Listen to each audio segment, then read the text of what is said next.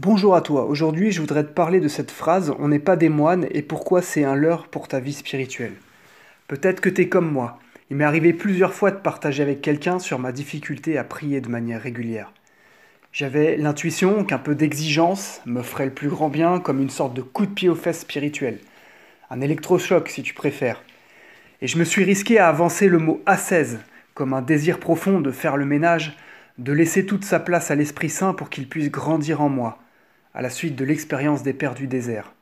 Ouh là là là là là là, qu'est-ce que j'ai pas fait? J'ai risqué le mot interdit. Ascèse. On n'est pas des moines, me suis-je entendu dire. On n'est pas des moines. Cette phrase-là, peut-être que toi aussi tu l'as déjà entendue. Cette phrase-là, elle torpille ton aspiration à l'absolu. Elle torpille ton désir de plus. Elle te visse à ta chaise et tu ne fais plus rien.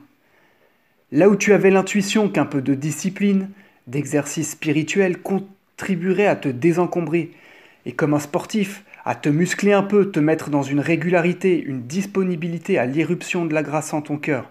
Non, on n'est pas des moines.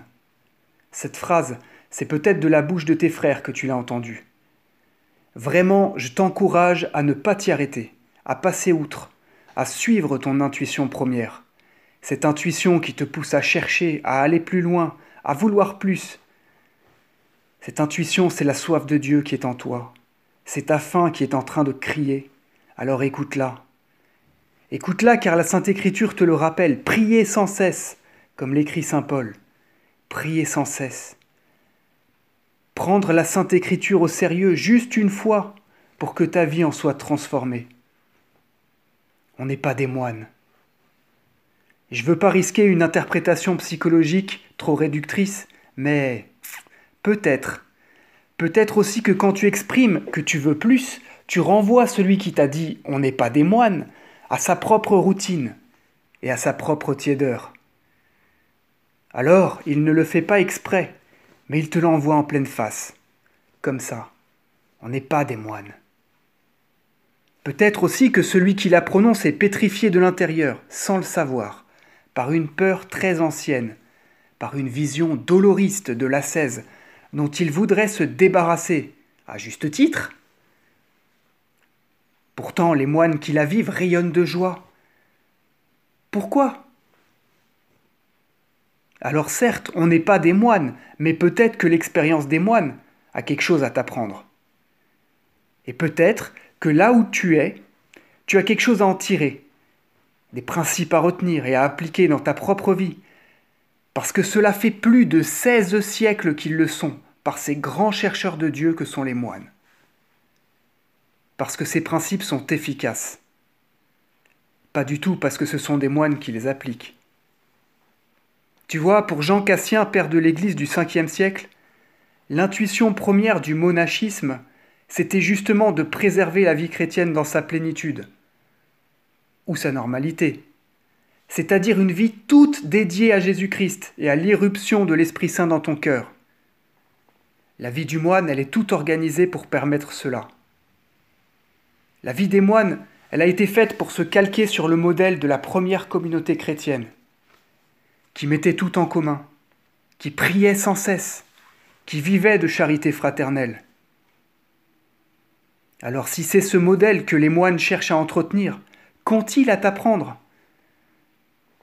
Déjà, premièrement, ils font quelque chose. Ils ne restent pas dans l'immobilisme, sous prétexte que la tâche est difficile et exigeante. Ils font quelque chose d'exigeant. Parfois, ils n'y arrivent pas d'ailleurs. Ils tombent, ils hésitent, ils essayent, et s'ils sont tombés, ils se relèvent, et ils recommencent, encore et encore. Ensuite, ils le font avec mesure. Tout est organisé, certes pour éviter la tiédeur, mais aussi pour éviter les excès inconsidérés, qui mènent soit à l'orgueil, soit à l'échec. Pour cela, ils sont soumis à l'obéissance et au discernement des anciens, ceux qui sont expérimentés dans les voies spirituelles. Enfin, ils le font avec régularité, un peu ou beaucoup, selon le discernement du Père spirituel, mais tous les jours. Alors toi et moi, on n'est pas des moines. Le moine veut dire celui qui est seul avec Dieu et celui qui est unifié. Alors peut-être qu'en ce sens, nous pourrions souhaiter être des moines, juste un peu, même si on n'est pas des moines.